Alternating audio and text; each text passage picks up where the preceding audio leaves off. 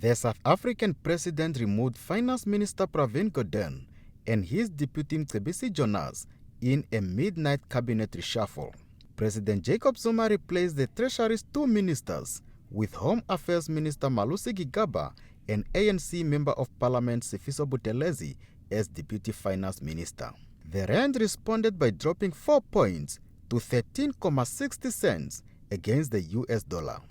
Pravin Gordhan, now former finance minister since last night, has in the past few years worked hard to save the status of the South African rand. The markets and investors have shown a lot of confidence in his ability to keep the neighboring economy from disaster. Namibia dollar is linked to the South African rand, and local economists are biting their nails to see how the developments in South Africa unfold and how Namibia would be affected. Whatever happens in South Africa, if it has a negative impact, it definitely affects Namibia because we are on one-on-one on so many things. So definitely, yes, that's very serious and very true.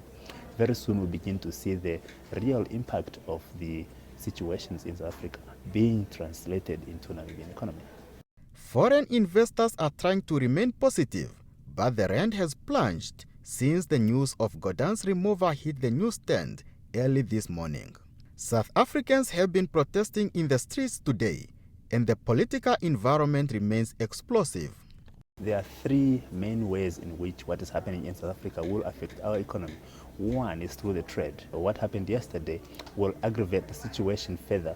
We expect to see a huge trade deficit going forward. Number two, the inflation import. We import a lot from South Africa. If South African rand goes down, it basically means that South Africans, from where we are getting our stuff, are getting things from outside at a higher cost. That cost is passed on to Namibia. Third one is through the financial linkages.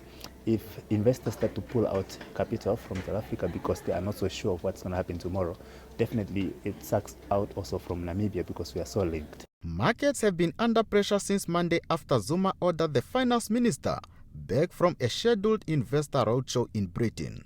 Timo Andreas, NBC News, Windhoek.